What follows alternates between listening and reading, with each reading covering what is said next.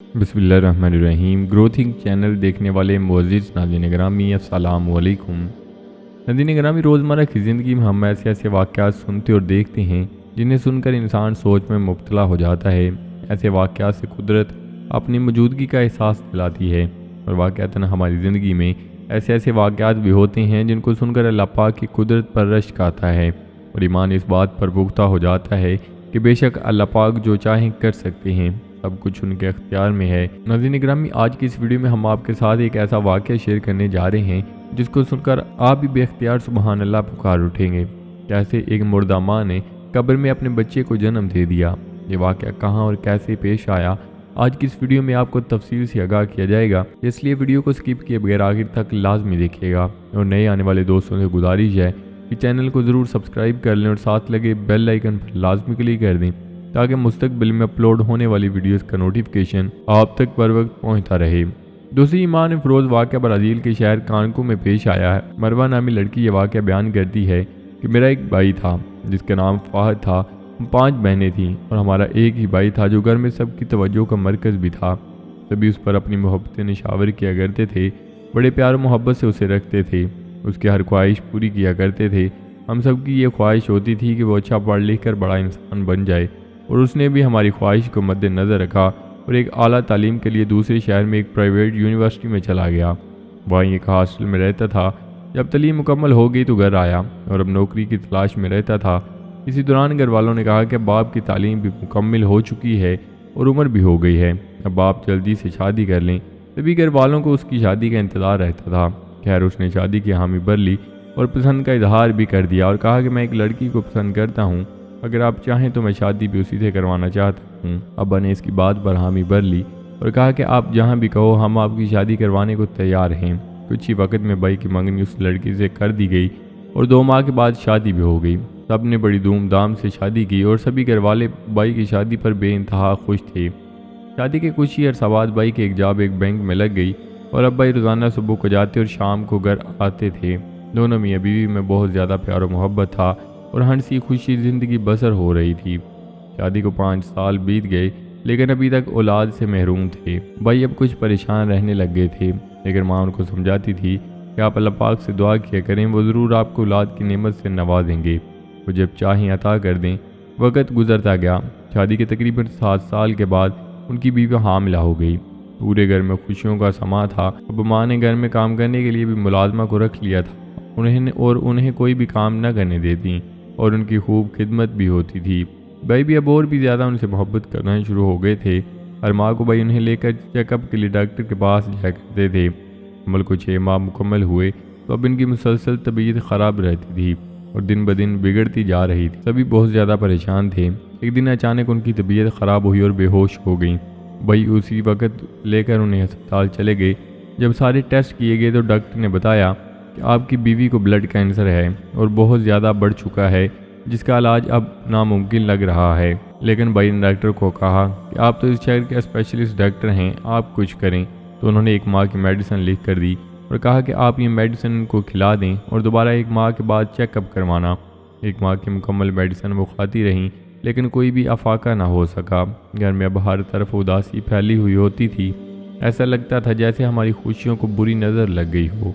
1 माह के बाद दोबारा डॉक्टर के पास गए और दोबारा टेस्ट करवाए तो डॉक्टर ने बताया कि इस मेडिसिन से इनको कोई अफाका नहीं हुआ, इसलिए अब इसका इलाज यहाँ से बिल्कुल नामुमकिन है।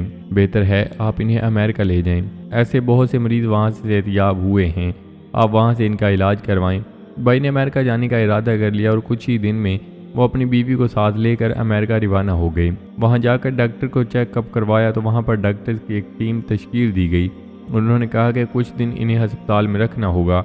डॉक्टर्स इनके सारे टेस्ट करके मुकम्मल चेकअप करेंगे, इसके बाद आपको बताया जाएगा कि क्या इसका इलाज मुमकिन है या नहीं। कुछ दिन तक उन्होंने अस्पताल में रखा और उनका मुकम्मल चेकअप करते रहे। कुछ दिनों के बाद उन्होंने भाई को बुलाया और कहा कि इनका इलाज अब सिर्फ एक तरह से मुमकिन है, अगर इनका ऑपरेशन किया जाए। लेकिन ऑपरेशन तब तक नहीं हो सकता जब तक ये अपने पेट में मौजूद बच्चे को जन्म न दे दें, क्योंकि अगर हम अब ऑपरेशन करें तो दोनों की जान जा सकती है। इसलिए आप वापस चले जाएं। जब ये बच्चे को जन्म दे दें तो आप इन्हें लेकर वापस आ जाना, फिर हम ऑपरेशन कर देंगे। भाई उन्हें लेकर परेशानी के आलम में घर वापस लौट आए اور اب بس دن رات اللہ پاک سے دعائیں کیا کرتے۔ سبھی گھر والے ہر وقت ان کے لیے بھی دعائیں کیا کرتے تھے۔ بچے کی پیدائش کو کچھ دن باقی تھے کہ اچانک ان کی طبیعت بہت زیادہ خراب ہو گئی اور ہسپتال منتقل کر دیا گیا۔ وہاں پر ایک رات گزارنے کے بعد وہ ہمیشہ کے لیے ہمیں چھوڑ کر چلی گئیں۔ یہ حادثہ ہماری زندگی کا ناقابل یقین حادثہ تھا۔ وہ جو کل ہمارے گھر کی رونق تھی آج وہ مٹی میں مل چکی تھی۔ ان کے فوت ہونے کے بعد بھائی نے بھی نوکری چھوڑ دی اور اب سارا دن گھر پر ہی رہا کرتے تھے اور روزانہ کئی دفعہ ان کی قبر پر جا کر دعائیں کیا کرتے تھے۔ ایک دن صبح کے وقت ابھی سورج بھی طلوع نہ ہوا تھا کہ قبرستان کا گورکن ہمارے گھر آ گیا اور بھائی کو بتایا کہ آپ کی بیوی کی قبر سے کسی بچے کی رونے کی آوازیں آ رہی ہیں۔ بھائی اس کے ساتھ قبرستان گئے اور جا کر دیکھا تو واقعی قبر سے بچے کے رونے کی آوازیں آ رہی تھیں۔